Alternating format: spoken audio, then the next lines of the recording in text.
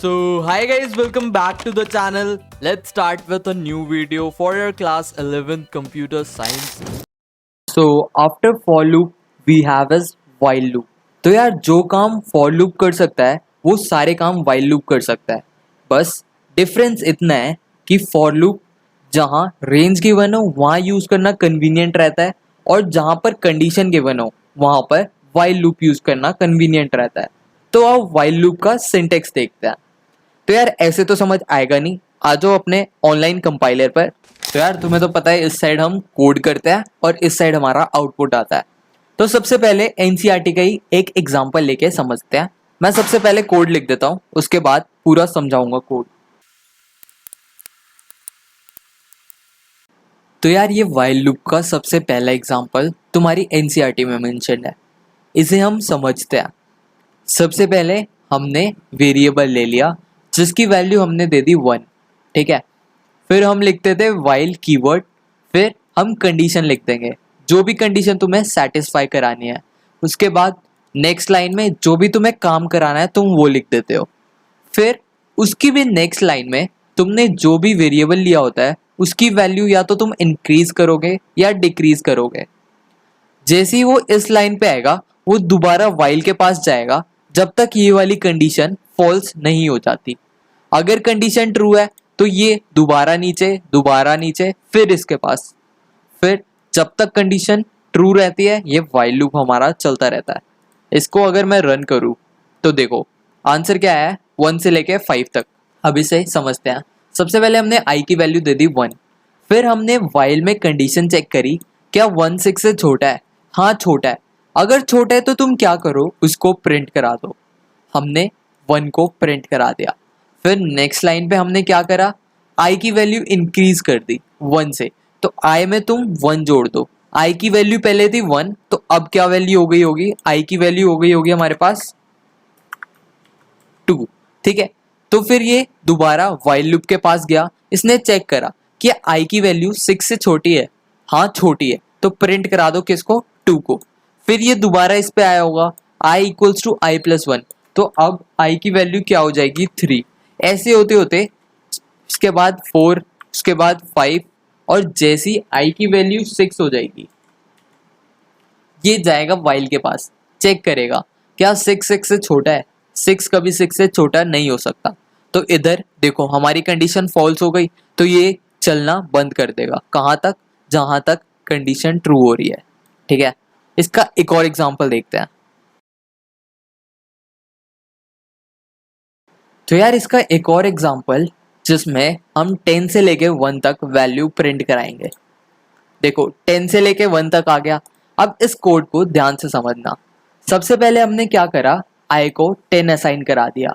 उसके बाद ये गया होगा व्हाइल लूप पे. इसने चेक करा क्या 10 0 से बड़ा है, तो इसने प्रिंट करा दिया. ठीक है, फिर ये नेक्स्ट लाइन में गया. इसने क्या करा दिया, i में से तुम 1 कम कर दो, तो i की वैल्यू अब क्या हो गई 9. फिर ये गया होगा व्हाइल लूप के पास. चेक करा इसने क्या 9 0 से बड़ा है. हाँ बड़ा है, इसलिए प्रिंट करा दो 9 को भी. तो इसने 9 को भी प्रिंट करा दिया.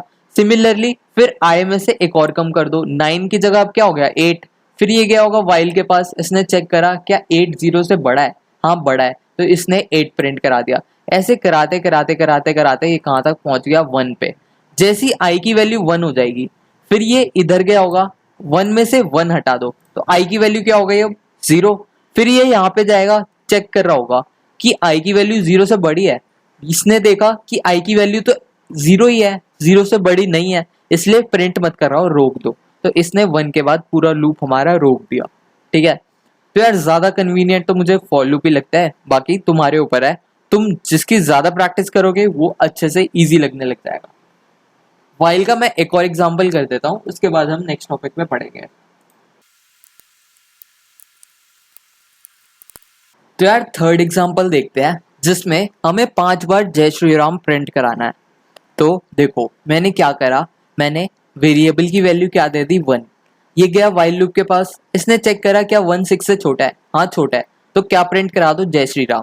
इसे अगर मैं रन करूं तो देखो 5 बार आ गया जय श्री राम. इसने 5 बार इसलिए प्रिंट करा है क्योंकि हमने 1 से स्टार्ट करा है और 6 से छोटा मतलब 5 तक गए हैं, और लास्ट में जो भी वेरिएबल लिया था उसको हम इंक्रीज करते जा रहे हैं। तो सबसे पहले क्या होगा, 1, फिर 2, 3, 4, 5। जैसे ये 5 पे आ गया उसके बाद 6 बना होगा, तो 6 पे इसने कंडीशन रोक दी होगी, क्योंकि हमने कंडीशन दे रखी है आई की वैल्यू 6 से छोटी होनी चाहिए। तो यार ये तो था तुम्हारा पूरा व्हाइल लूप। इसकी एनसीईआरटी में बहुत सारे एग्जांपल है, प्रैक्टिस कर लेना। इसके बाद दो चीजें आती है, एक आता है ब्रेक और एक आता है कंटिन्यू, जो तुम्हारी लूप्स में बहुत हेल्प करने वाला है। अब एक ब्रेक का एग्जांपल लेके देखते हैं।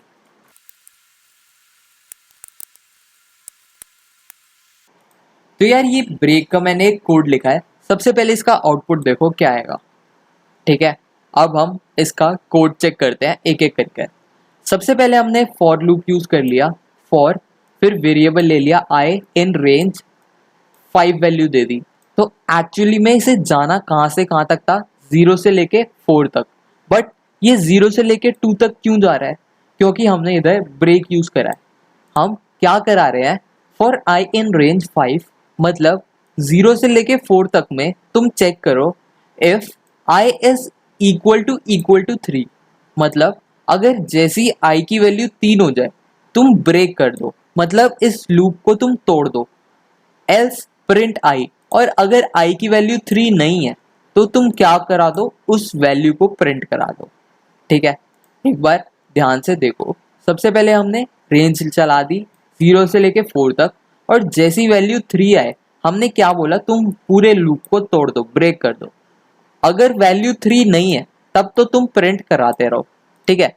जब तक वैल्यू 3 नहीं थी ये अपने आप प्रिंट कराया जा रहा था। ब्रेक का एक और एग्जांपल देखते हैं। तो देखो अब मैंने क्या करा, लूप चला दिया 10 से लेके 20 तक, जो भी देता है उससे एक कम तक जाता है ना, तो इसलिए 10 से लेके 20 तक जाएगा। और जैसे ही इसे 17 दिखेगा ये पूरे लूप को ब्रेक कर देगा, और अगर 17 नहीं मिला तो ये प्रिंट कराते रहेगा। जैसे अगर मैं इसे रन करूँ तो देखो 10 से स्टार्ट करा, 11, 12, 13, 14, 15, 16 तक तो ठीक है। जैसे इसे 17 मिला इसने देखा 17 के बाद क्या लिखा है, ब्रेक, तो इसने लूप को ब्रेक कर दिया। तो ब्रेक बस किसी भी कंडीशन के बेस पे तुम्हें लूप अगर रुकवाना है तो तुम ब्रेक यूज कर सकते हो। अब ब्रेक के बाद आता है हमारा next topic, that is continue.